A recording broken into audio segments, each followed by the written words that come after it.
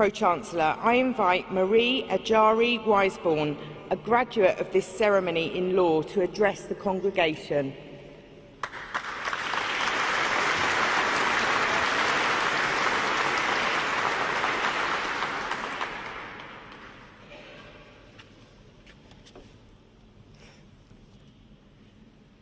Pro-Chancellor, President and Vice-Chancellor, distinguished guests, family, friends and fellow graduates, please join me to celebrate and thank Sarah and the amazing team that is part of the ceremonies, the sound, the media team. Let's just thank them for what they've done.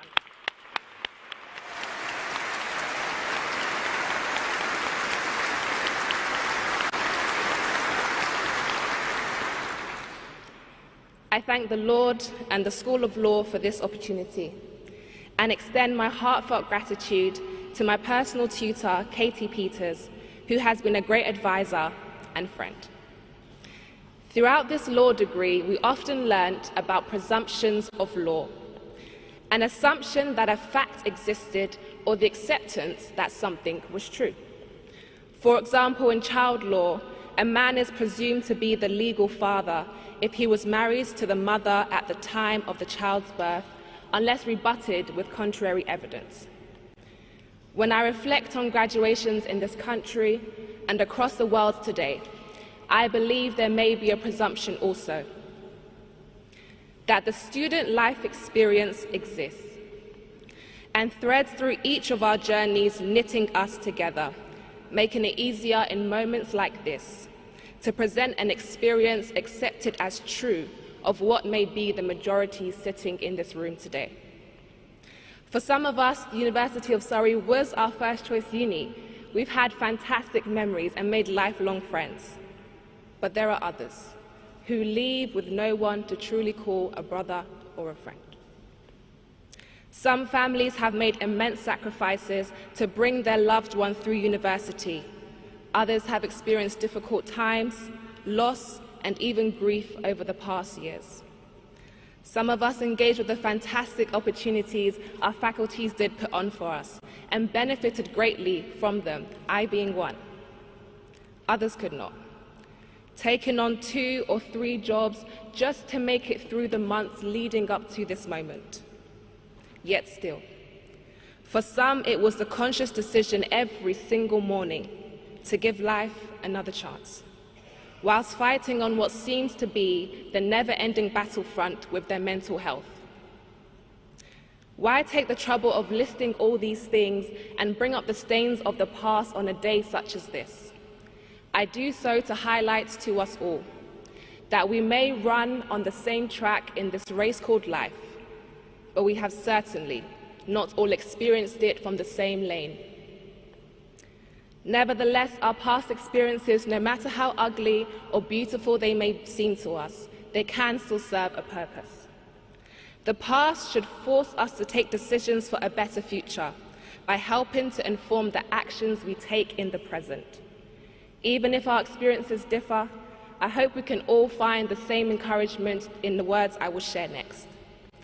As befittingly as we are in this beautiful cathedral today, I take my inspiration from the wisest man I know. In the book of Ecclesiastes, chapter 9, verse 11, to paraphrase, it says, "I saw that under the sun the race is not to the swift, nor the battle to the strong, nor bread to the wise, but time and chance happens to them all." As graduates looking into our future, we may have a presumption about life also, that a person's destination is predetermined by the characteristics, qualities they possess, or the people they know. We may feel worried about our prospects, that we may not have what it takes, or that we lack the connections in the right places to take us ultimately to where our dreams and our goals are. But we all grew up with people who had the qualities to make it pro in football, become a great politician, businessman, had a wealth of connections, and the list goes on. But life has not taken them to where we presumed they would be. Life does not follow such presumptions. Life doesn't guarantee us much. but it is what we do with the time and the chance that life does guarantee us, which will determine who we become and where we end up.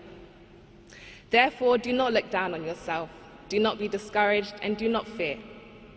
Instead, when chance comes your way, take decisions as a wise man would, and be bold and courageous as a strong man should.